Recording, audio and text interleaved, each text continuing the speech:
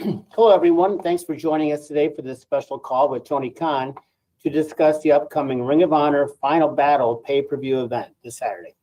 Just some quick housekeeping in the interest of time and giving everyone opportunities to as many people as possible. We're going to ask that you kindly refrain from asking two-parted questions. We have a lot of people on the line here, a lot to talk about today, so we want to get everybody the best chances possible to connect with Tony. So with that, I'm going to turn it over to Tony now for some opening thoughts, then we're going to open up the lines for your questions. Tony. Thank you very much, Jim. Hey, everyone. I really appreciate everyone coming in today. This is a little different. We normally have done these on Thursday, but I thought it would be good to cover the whole week. We have a lot of great wrestling coming this week and a lot of things happening in both AEW and ROH. It's a huge week for us. We have Dynamite tonight on TBS, Rampage Friday on TNT, and then Ring of Honor Final Battle on Saturday afternoon. It's a little bit different trying the show out in the afternoon time slot, and we're excited about that. And there were so many things to cover this week, and I really thought it would be good to talk on Wednesday. And something I wanted to cover, there's been a number of issues that have come up this week, different questions, and one question that we've gotten so much that I thought I should just lead off and talk to you about it is a question about the status of William Regal in AEW and also in Ring of Honor, where he's helped us out. And I thought it would be something good to cover. It's a lot of personal stuff, and I have a ton of respect for William Regal, and that's why I thought it would be good to just talk about it here. To go back and really talk about some of these things, I would go back a few months. These last several months have been crazy, and going back to All Out, obviously there were a lot of things happened coming out of All Out, the fallout, and after that, the next couple weeks ended up being a really important time for the company. We made a lot of changes on the show, and frankly, it was all hands on deck, and we had to completely overhaul a lot of things. And I was really pleased with the success we had. It ended up being one of our best periods we've ever had for TV ratings, and it was the best run of ratings we've really had all year. And it's not the first time this year we've had to make a lot of changes for different reasons. There have been a number of times this year where things have come up out of our control. And earlier this year, around Double or Nothing and our show at the Forum, those were hugely successful events for us. But then that week, coming out of it, there was some attrition as we had a number of major injuries. And going into Forbidden Door, for example, I was so pleased with how Forbidden Door came out. It was commercially and critically one of the most successful things we've done. And the run up to it was very challenging with injuries, in particular to Bryan Danielson and CM Punk, and had to make a lot of changes. And then coming out of All Out, again, a lot of changes. We had the Grand Slam Tournament of Champions and some great shows at that time after All Out. And shows in Buffalo and Albany, really strong events that led into AEW Grand Slam, which is maybe our most important TV franchise each year. And at that time, I felt like things were really coming together, and I was really proud how the company had all rallied leading into Grand Slam. And also going into Grand Slam, I had some personal challenges in my life and my family's life. And I was going to tell you about that today. And I don't think 99% of you would have had any idea about any of this. So going into Grand Slam, last year, my dad was at Grand Slam, and I was really proud to have him at the event. He was not able to come this year, and the lead into Grand Slam was very challenging for me personally. My mother had a stroke after All Out, before Grand Slam. And my whole family, we were really obviously very, very concerned. And it was a really stressful time for my family, but also there were a lot of really challenging things happening around the company, AEW, and they needed to be addressed. And so there was just all kinds of stuff happening. And so that's why my dad was not at Grand Slam this year. but everybody came together and the event was tremendous. And following a great Grand Slam, my mother had been at the Mayo Clinic in Jacksonville, and they weren't really able to figure out why she had this stroke.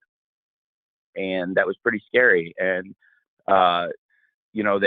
they actually had let her go home, and they said they would, keep doing tests and stuff. And we had this strong run of ratings in AEW, and I kept plowing ahead at work. And it was at the week after Grand Slam. We had another great show, I thought, but Hurricane Ian reared its head, but we still came damn close to hitting that million number we go for every week, and stuff at home with my family. My mom was home, so that was really positive, but obviously we're all still really concerned. And then the following week, we went out to celebrate the 3-year anniversary of AEW Dynamite on TBS. And then my mom had a second stroke. And now, we've gone from incredibly worried to just panicked as a family. And so there's just so many things happening at this time.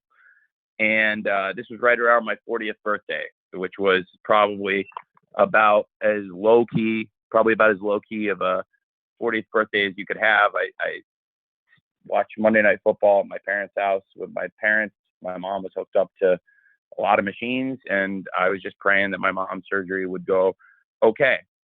And that same night, I got a phone call, and it was saying that William Regal had approached Mega and said that, and it was all very legitimate, valid stuff. Basically, he's got a son who works in another wrestling promotion, and he really wanted us at the end of the year, when we had the option to renew his contract. He was asking that we would not nothing bad. We're having a great time working together, but that this is an opportunity for him to go back and work in these really golden years of his career with his son and do things he likes to do, coaching. And he's got friends that he would like to go back and coach with. And it's a very complex situation for AEW because he's a huge part of what we're doing on screen, and we really value him. And there's multiple storylines that he's involved in at this point. And as we were going to Toronto that week, obviously I had a lot on my mind. And after the second stroke, they found my mom had a spot on her heart. And so I'm probably doing a bad job with the medical explanation of it, but they said that if they could remove the spot from her heart, then that was the best chance we had to stop the strokes from happening. And through this whole thing, my sister and my dad, they were heroes in this whole thing. And my sister especially is like the hero of this thing. She was there as much as she possibly could have been on my mom's side. And I went and spent as much time as I could every night in the hospital. And so it was, as we went to Toronto, my mom was going down to have that surgery. And obviously there were other things happening too in the world of wrestling that were really important. And this was the timing of the request from Regal. And I really had to think about it. And both those shows in Toronto were very successful. And then at the end of the week, my mom had this heart surgery. And when I got back, my dad and my sister had already been there at the hospital since the previous day. And that weekend, which would be, I think, the 14th, 15th, 16th, I went in. I watched Rampage in my mom's hospital room that Friday night with her as she was sleeping. And I definitely, I think I tweeted I was watching Rampage with my mom, although nobody would have known what that meant. And there's a lot to think about here.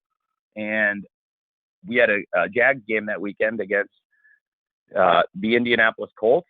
And my mom's recovering from a major operation that she just had, which had gone, thankfully, really well. but it is a really challenging recovery. And so I came back from Toronto, and we're all just really grateful. My mom was making it through this operation, and she was in good condition, but it was a long road ahead.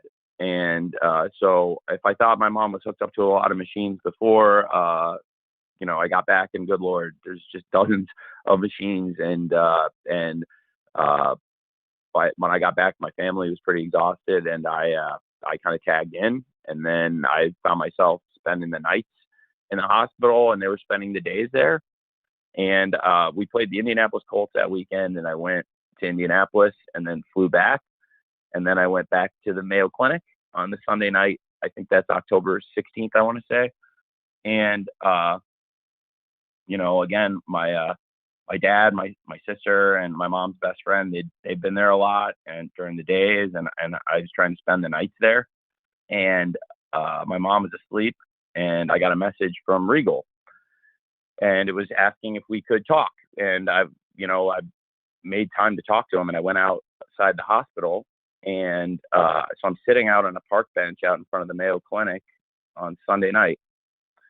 And we had this really long, good talk, and it was very positive. And he really had, I think, good intentions, I'd like to say, for why he wanted to go back. And it made a lot of sense to me that he would want to work with his son and be with his son. And he said to me, honestly, and it made sense, given where you're sitting right now, does it make sense to you that I would want to go back and be with my son? And at that point where I was sitting, yeah, it really did make a lot of sense to me. And frankly, the last thing I wanted to do at that moment was prevent any parent and any child, any son from being together. As I was sitting on a park bench at the Mayo Clinic in Jacksonville, while my mom was sleeping inside and recovering from a major operation. And so I told him, I do think, I don't know how we're going to do it yet. I'm going to have to do a lot of thinking. It's going to require more changes. I referenced earlier, there's been a lot of that this year, that we've tried to make the best of everything. And I really do believe we've been able to have great events through it all. There were a lot of changes going into Forbidden Door, but I thought it was one of the best pay-per-view shows of the year. There were a lot of changes going into Full Gear, but really I thought it was one of the best events of the year. And it was the start of a new period for AEW. And I had to think about that, but I also had to think about family. And given that's, where I was at and where he was at, it made a lot of sense that we would try to accommodate him and that request. As I was sitting there, praying that my mom was going to be able to recover from this major operation she just had that weekend. And given where I found myself and given where he was, I just thought it made sense maybe that I would not exercise that option here. So I said I would consider it and started working on changes, and it's basically another complete overhaul.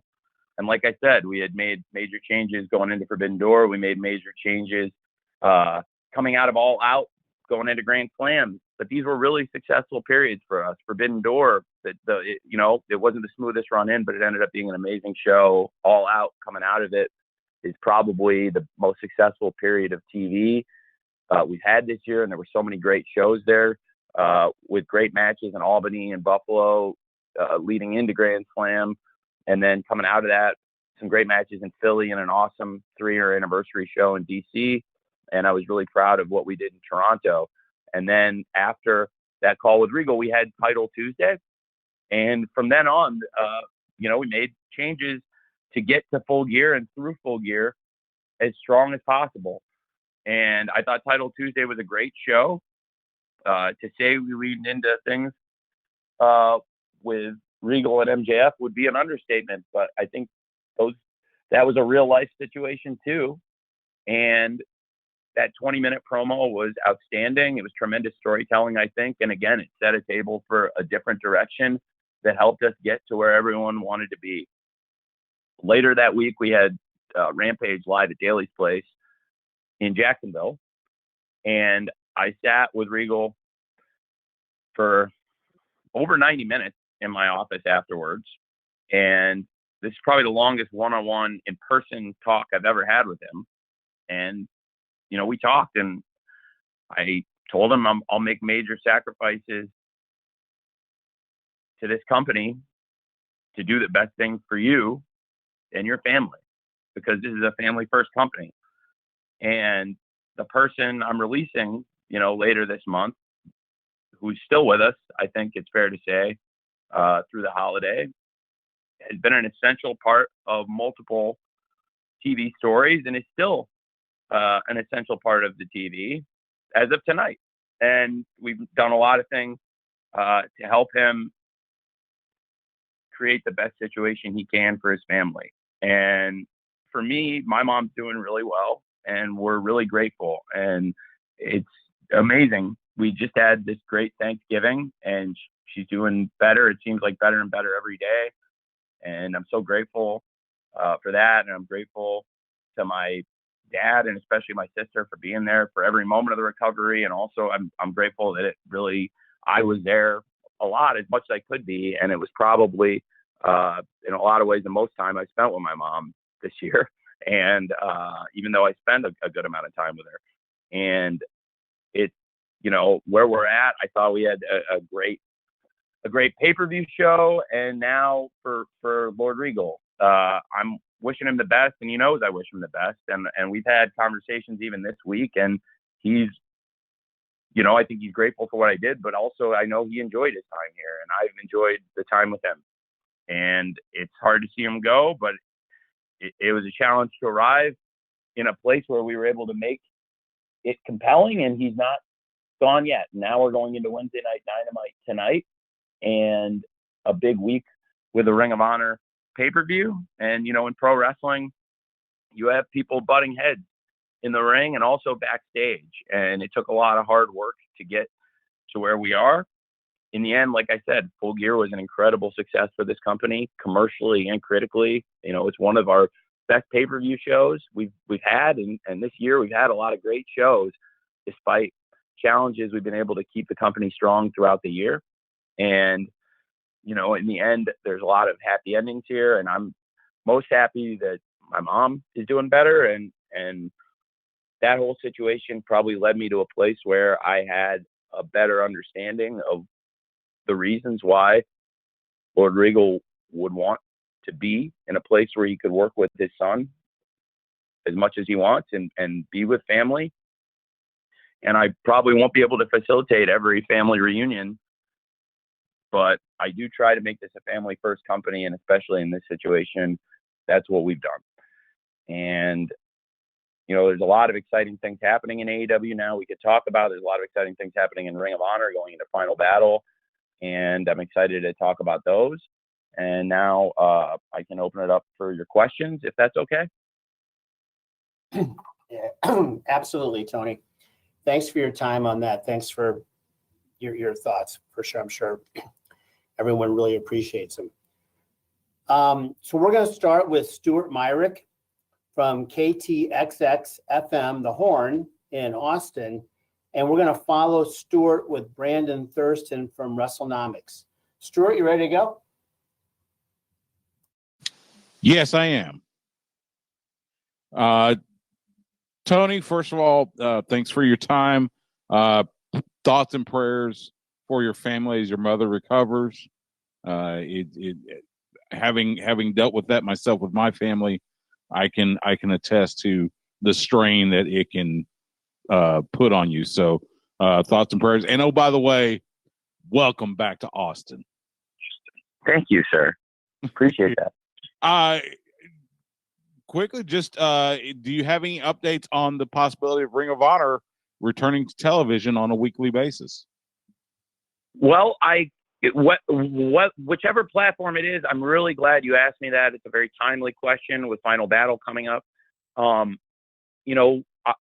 got these two amazing companies, and AEW has always come first and foremost for me, yet Ring of Honor is really important, and I don't want it to take a backseat to anything.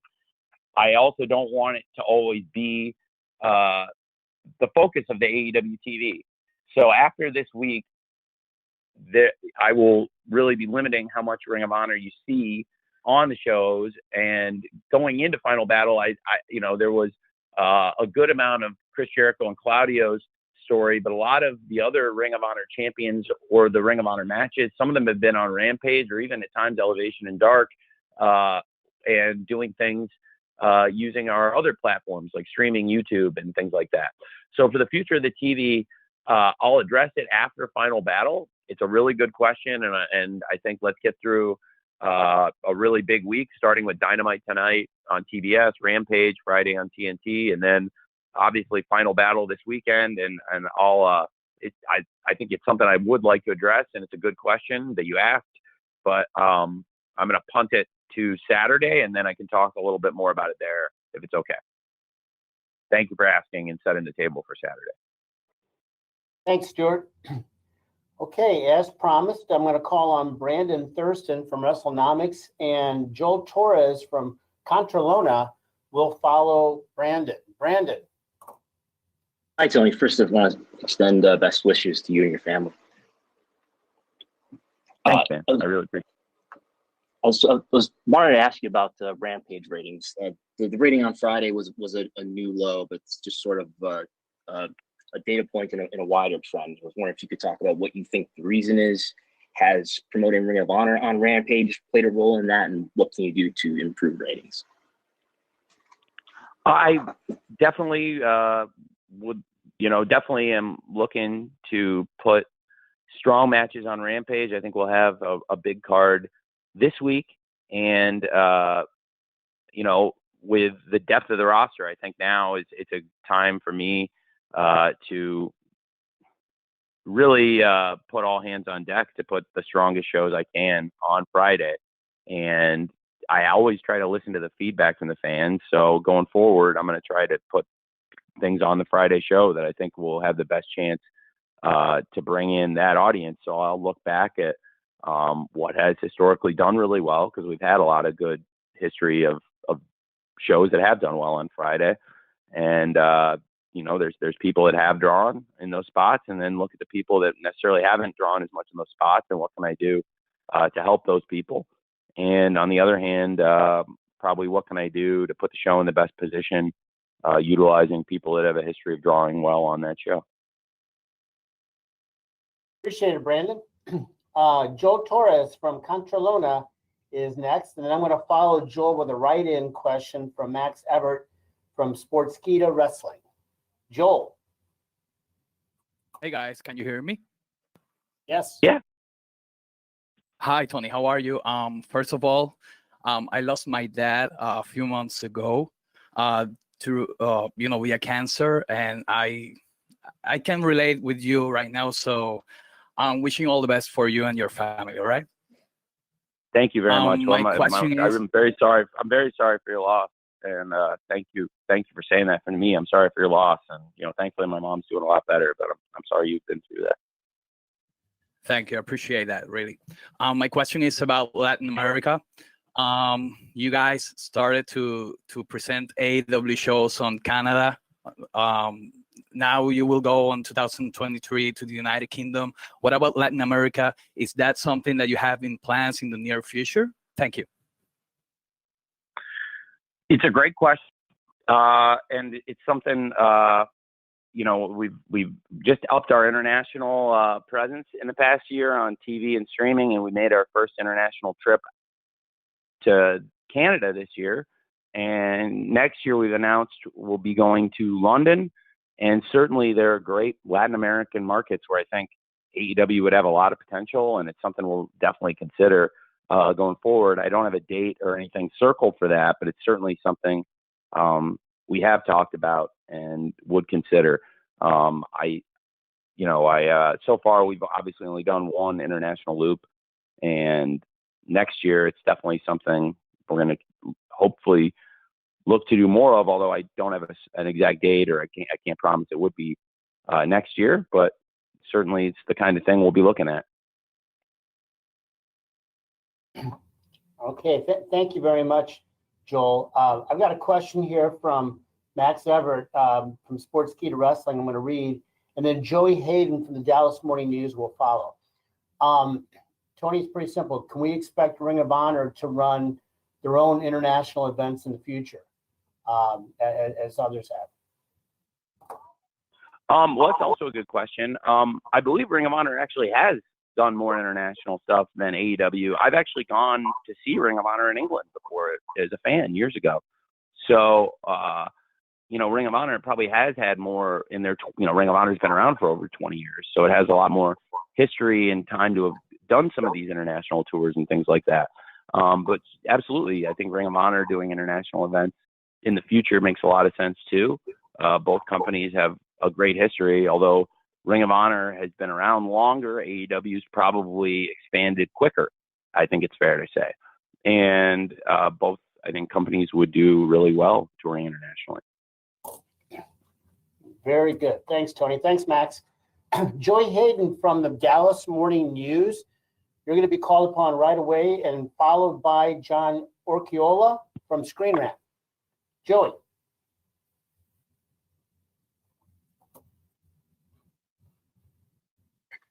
There we go. You guys got me? Yep, got you. Awesome. Tony, thank you for the explanation to open the presser. Prayers up for you and your family.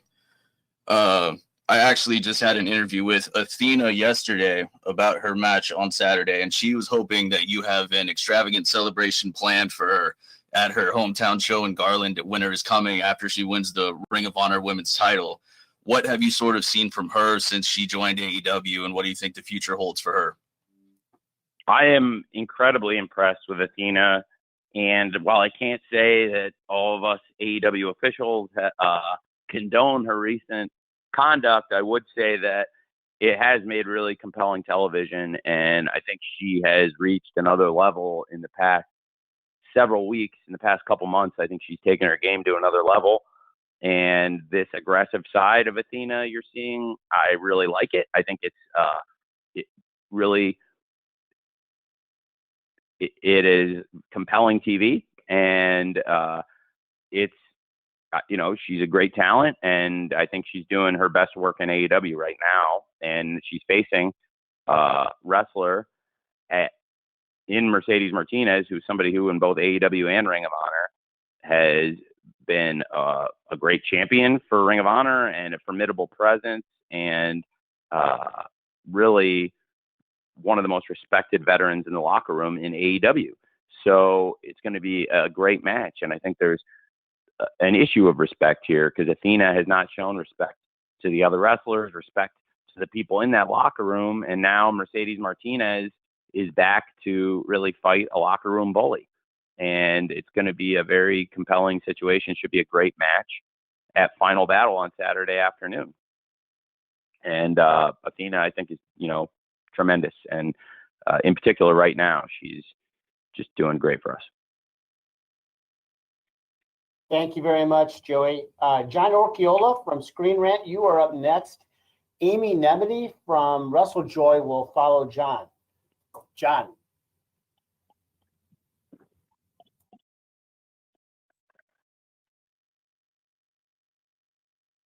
John, you need to unmute your line.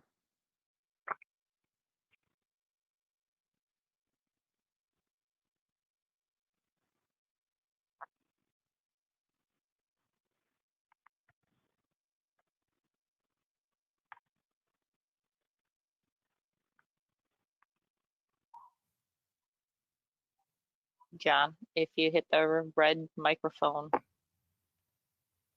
on the dashboard.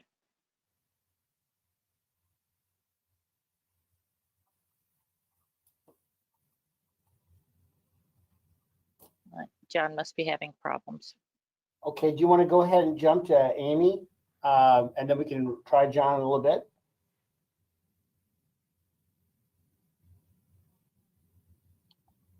Amy, are you there? Hi, Tony. Can you hear me? Yeah. Hi. Hi. First, thoughts to your family. Thank you so much for being so open and sharing that with all of us. I'm glad to hear that your mother is doing much better now. I was going to ask about Athena and Mercedes. However, since that's been covered, I'll go ahead and move to Juice Robinson and Samoa Joe for the ROH Television Championship. Samoa Joe is arguably one of the strongest ROH champions, and he's pitted against a man of incredible versatility in Juice Robinson. I'd like to know what your expectations are for this match, and also if Juice wins, could we see this championship carried on an international stage, potentially with something like New Japan?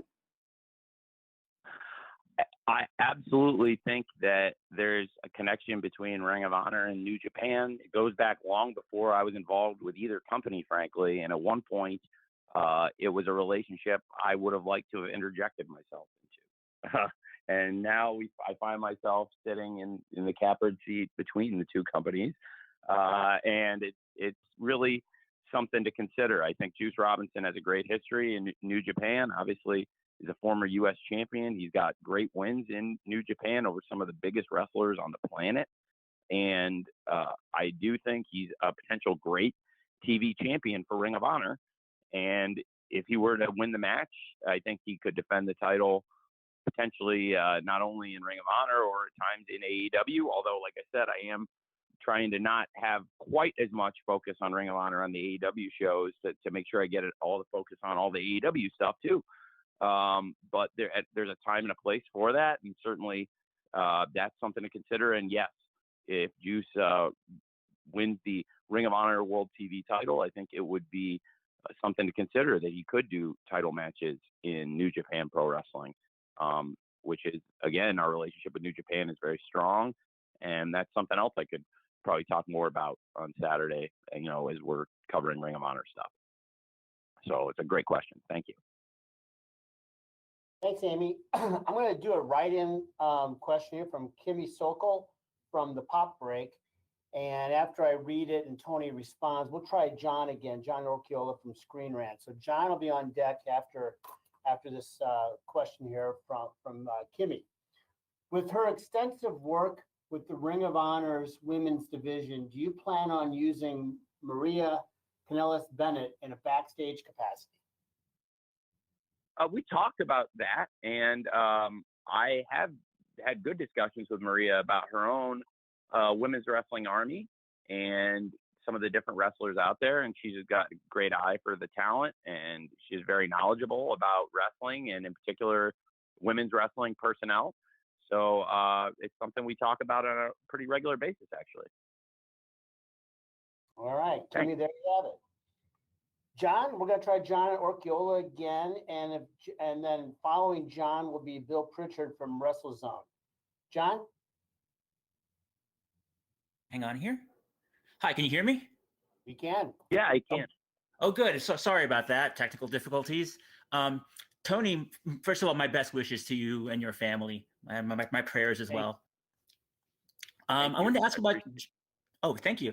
I wanted to ask about Jade Cargill. On January 5th, she hits 1 year as TBS champion, and she's been a great star and a great attraction for AEW. I'm wondering what your thoughts are about her run, any future plans for her, and if you see her as AEW's version of Roman Reigns or even Mandy Rose.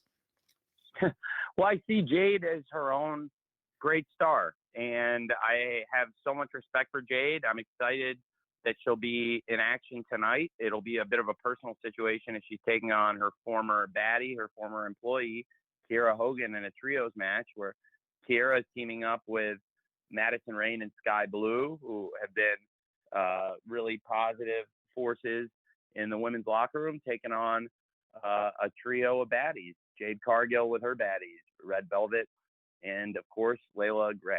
And should be a great match, but also great to see a little bit more of what to develop with Jade. Of course, we saw Bow Wow interject himself in her celebration last week. Jade is such a great champion for us, and she has so much star power. She has that crossover star appeal. And, when Jade goes out carrying the AEW TBS championship to mainstream places like big sporting events, everybody takes notice. And I've been there to see it firsthand and seen how people gravitate towards her. Even people who aren't wrestling fans become interested in wrestling when they see someone with so much charisma and such a unique stage presence as a champion representing a company. So I have a lot of respect for Jade, and I think Jade's a great champion for AEW. Very good. Thanks, John. Thanks for hanging in there. Bill Pritchard from the WrestleZone is next, and I'm going to follow Bill with a write-in from Jim Barcelone from the Miami Herald. Bill. Hey, good afternoon, Tony. Good afternoon to you. Hey, I'm glad to hear things are looking up at home, and I appreciate you sharing that with everybody. Thank you, man. So a new name, a new face that showed up last week, Shane Taylor. I'll keep it short and sweet. What took so long, and is he under contract? Well, I don't want to get into contractual status typically, but I was excited to have him here. And obviously, he's been a great champion in Ring of Honor, and there's a lot of great wrestlers in Ring of Honor, and we have a great roster here in AEW. And now, as we're doing more Ring of Honor events, I've looked to bring in people that have had success in Ring of Honor, and also people that have had success all over the world, and try to build a new, exciting version for going into Final Battle. And I think that's something that I'm looking forward to seeing at Final Battle, is seeing former partners colliding, and then how does that play into Keith Lee's current partner drama. He's got drama with his current partner, Swerve Strickland, and he's got a former partner in Shane Taylor, who wants some payback and some resolution, and Shane Taylor's got another former partner. There's JD Griffey.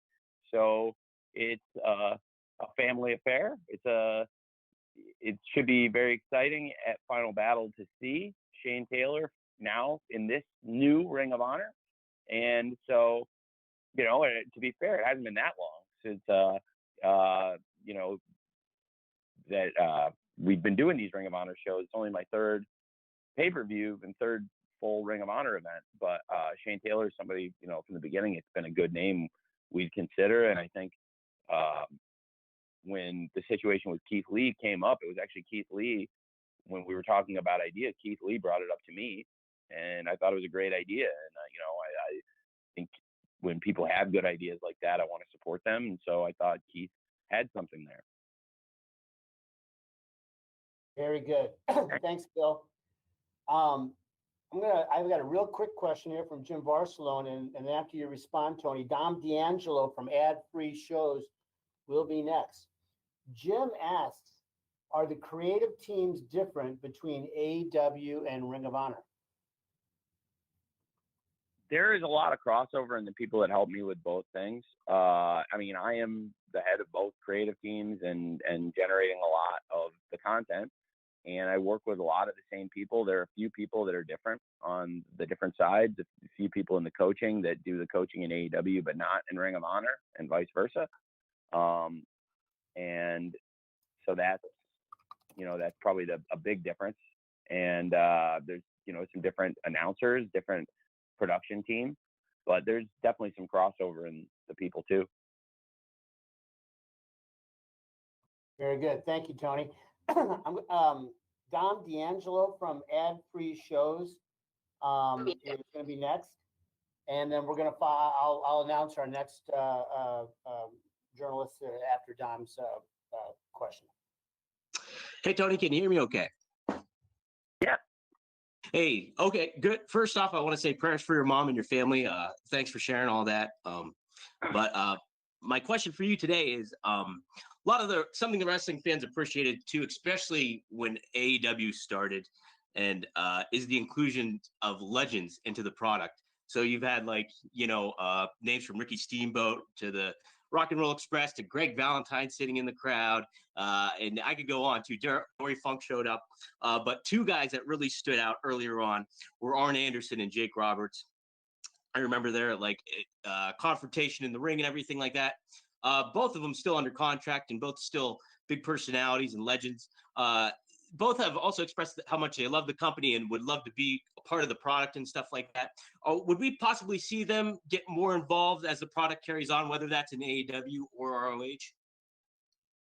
Yeah, I would like to utilize them. I think more content and more hours and you know, and Ring of Honor now potentially can be a part of that expansion with in addition to the 3 hours of, you know, Dynamite and Rampage we do each week, with weekly Ring of Honor potentially coming out of Final Battle is something I'd like to talk more about. And right now, with the 3 hours of TV we have, plus Dark and Elevation, and our pay-per-view events, our countdown shows, that's the bulk of our content. And there's such a great roster here. There's so many great people to present. And now coming out of Final Battle, like I said, I'll address what we're going to do with Ring of Honor, but also, great names like Jake Roberts and Arn Anderson. They are great mentors for some of the young talent here, but at any given time, when the situation is right, and either of them could flop back on TV at any given time. So that's what's great about having a little bit of rotation and being able to bring people in. It's something I really talked about from the beginning of AEW, but then when I've done it in practice, at times people have gotten a little restless, but it is something we always said we were going to do, is swap people in and out to keep people fresh at times, and not necessarily have every single person do a run on TV, all week. All year, every week. I appreciate it there, Dom. I've got a write-in here from Isa Ramos. And Isa asks the following question. Can you share with us your thoughts on FTR's run as Ring of Honor Tag Team Champions and why they're not featured in this card? Oh, it's a great question. Thank you. I should have let off or talked more about that sooner. So I have a great appreciation for FTR. A lot of the card shuffling that has happened this year, through zero fault of their own, they have been involved in a number of matches and stories that got thrown off because of people, the various times where there have been people not around. And in particular, there's been even injuries that have stopped that. And I think there was no secret. I talked at length about at the forum when CM Punk broke his foot, and it really affected months of story for FTR and things we changed, but they weren't the same as what they were going to be. And it's hard to replace that part of it when you have a big name like that. And especially the connection that we had with CM Punk and FTR. So I think a lot of things more than one time this year have changed for them, but they've rolled with the punches and been great. What I have to say about FTR is tonight is a really big night for them. And I'm glad you asked that, because it'll let me segue into some stuff I was going to make as closing remarks if nobody asked about it. This whole thing that I talked about earlier, in particular stuff with my mom, it's been a really hard year. And those guys have been really supportive. And they've also had, challenges in their own personal lives, but also they wrestle so hard. And they want to be on TV and they want to wrestle every week. And I think I want to use them, and the fans want to see them.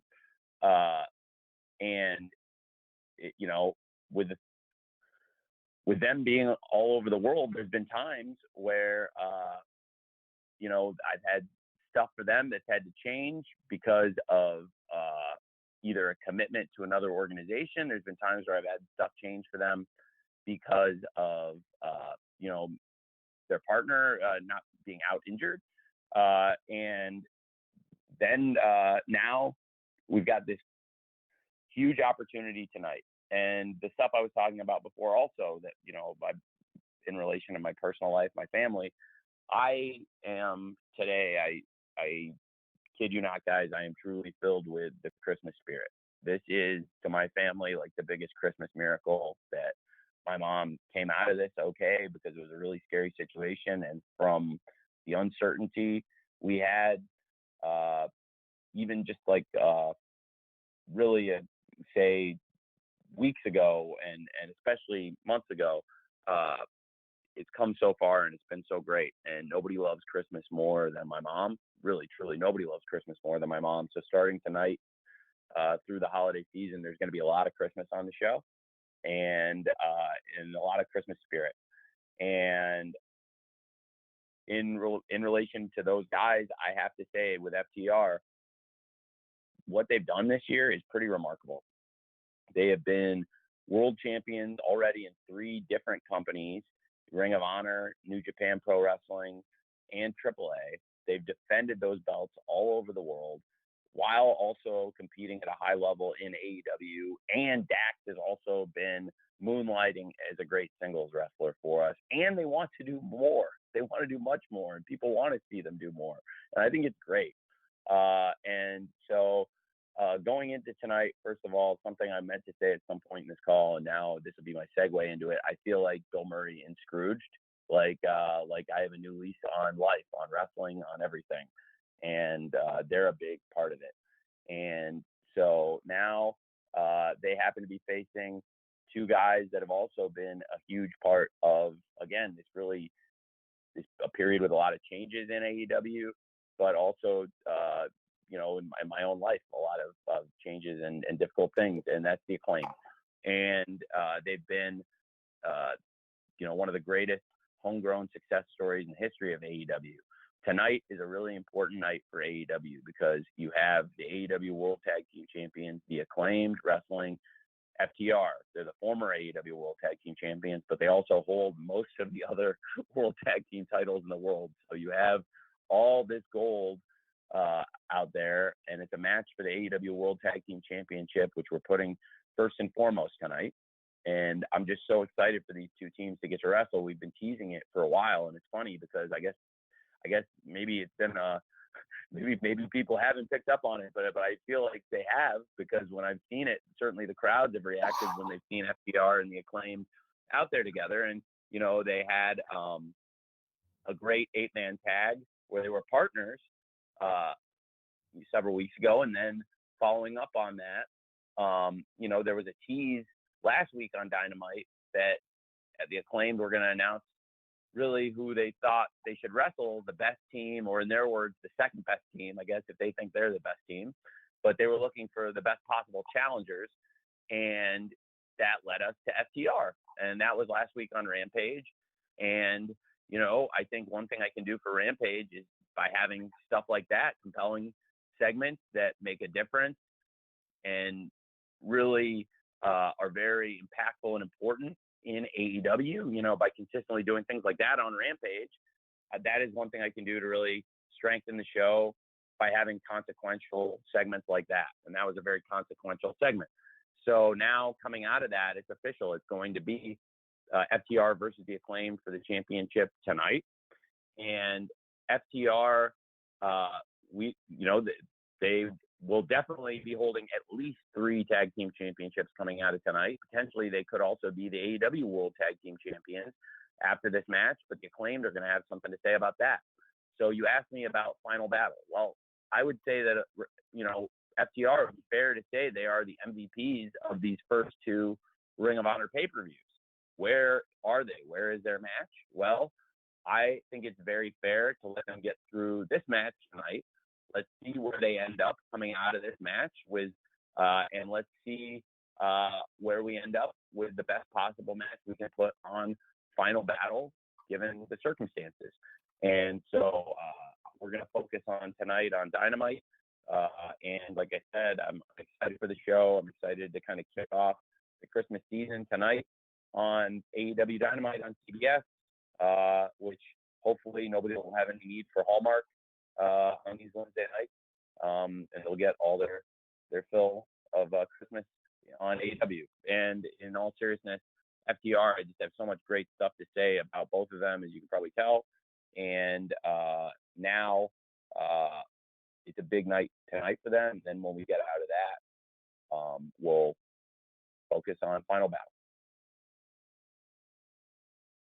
Thank you, Tony. Okay, we're hitting the stretch run here. So we're going to go with David Bixenspan from Babyface versus Heels, and follow that with the write-in from Steve Fall of 10 Count. David, are you ready to go? Hey, Tony. Obviously, want to start by giving my best wishes to your mom and the rest of your family. Thank you, Bix. I really appreciate that, Bix. And thank you very much for doing that. And that means a lot. Thank you. And also, you've really entertained me this week. Separately from that, with your AI contributions. That's good stuff. Thank you. want to follow up with something on what he said about the Regal thing. So, since there had been some rumors of some of the active wrestlers who have spouses in WWE wanting releases to go work with them under the new regime, I feel like kind of an obvious question to ask is Regal's release conditional on him not appearing as talent, or is it an unconditional release? That's a really great question. The way I believe it is written is that after this year, he would be able to go back and coach. But I believe we have it written that he would not be appearing on screen next year. So that is a very fair question. And so I wouldn't expect to see him as an on-screen person next year. Honestly, given the spirit of the thing and how accommodating we were being, I was really surprised by the tweet with the supercut of him on it, especially since he's still been with us and a part of the shows. And as I go into Wednesday Night Dynamite tonight, we're still addressing him on tonight's show. And, you know, going into last week's show, especially, I mean, it's a very big part of our show. So I was a little surprised by the supercut of him on Triple H's Twitter. And I didn't really, given how accommodating we're being to the whole thing, I was not necessarily expecting to see that. And, I didn't necessarily think it was in the spirit of how accommodating we were being about the whole thing, but whatever. The important thing is that it's a situation that will be resolved, and, he will be able to be there and do the coaching and work with his son and the stuff that's important to him that he said. And he was completely cool and very okay with the idea that it would be a release where he would not be appearing on TV next year. And you asked me about other people in the same situation. I think I kind of referred to that earlier. I can't necessarily facilitate every family reunion, but in this circumstance, given where I was at in my own life and where he was at with this, it made sense to me what he was asking. Thanks, Bix. Thanks, Tony. I've got Steve Fall from Tenk. I've got a write-in from him. I'm going to follow with a write-in from Daniel Kuchler, following from the Social Suplex Podcast Network. Steve's question, Tony, is rather simple. What about adding some more pay-per-views to the AEW calendar? Is that something that we can maybe look forward to in 23? That's a great question. I have certainly not locked in anything like that yet, but I do think it's a good question. And right now we've had a great year. We've had the biggest year we've ever had on pay-per-view. And it makes sense why you'd ask that, because Forbidden Door was such a successful launch. And then we also had great numbers at All Out and Full Gear. And if you can add a fifth pay-per-view to the calendar and still have these kinds of numbers, it obviously would bear the question in a business meeting, what is the right number? Is 5 the perfect number, what we have now? Is there potential for more pay-per-view events? What is the future of them? It's a great question.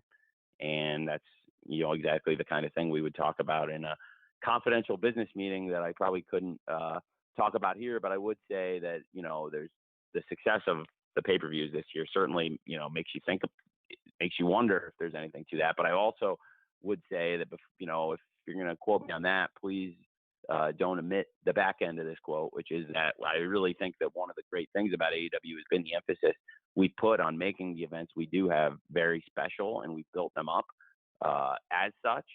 And so I don't want to oversaturate the market either. So finding that balance with the perfect number, is it what we have right now with 5? Maybe, I don't know. It could be. So that's a great question you've asked. Okay, so here we go. This is the last question, Tony. It's a write-in, and it's from Daniel Kuchler from the Social Suplex Podcast Network. And it is, how close has the evolution of Ring of Honor been to what you originally envisioned? Have there been anything that's, sort of what you expected, anything thrown you off? What's your view on that? It's a gret question. There's been a few things that have been a little different than what I thought, maybe. I overall am really pleased and it's been beyond all projections a success. The pay-per-view events we've already had this year have both more than doubled projections. So on this pay-per-view now, I was really playing with house money, so to speak, because the first two were so far ahead on projections, and it affords us the opportunity to experiment and try some things. We've never done an afternoon pay-per-view before. There's a lot of competition on Saturday night, and we thought it would be interesting to see, is there a market for Saturday afternoon pay-per-view rather than do it with the huge gross earnings of Revolution or Double or Nothing or Forbidden Door or All Out or Full Gear. I thought it would make sense to try this. This is, I'm very excited for Final Battle.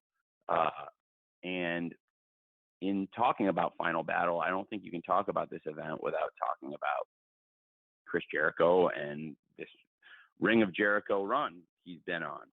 And I think that Chris Jericho as a Ring of Honor champion has brought a lot of attention to the company.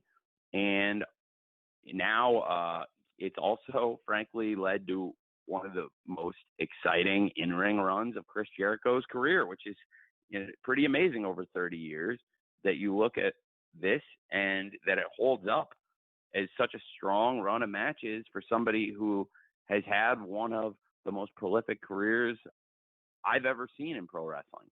And the kinds of matches he's had against a variety of great opponents, winning the championship from Claudio Castagnoli and defending it in Toronto against Bryan Danielson, but also all these great opponents, former champions of Ring of Honor, including Bandito and Tomohiro Ishii. Both those were just classic matches, I thought, Bandito and Ishii. And put that on top of the run Chris is having throughout 2022, whether it was wrestling John Moxley at Quake by the Lake or taking on Eddie Kingston at Revolution, or his part of the Anarchy in the Arena match, which was maybe the best match in all of pro wrestling this year. I think this Ring of Jericho run is amazing. And it's the first time Chris Jericho has ever taken part in a Ring of Honor event, but you also have to look at the way he's carried himself in Ring of Honor and the way he's disrespected the legacy and the 20-year history of the company. It's, it's a conflict.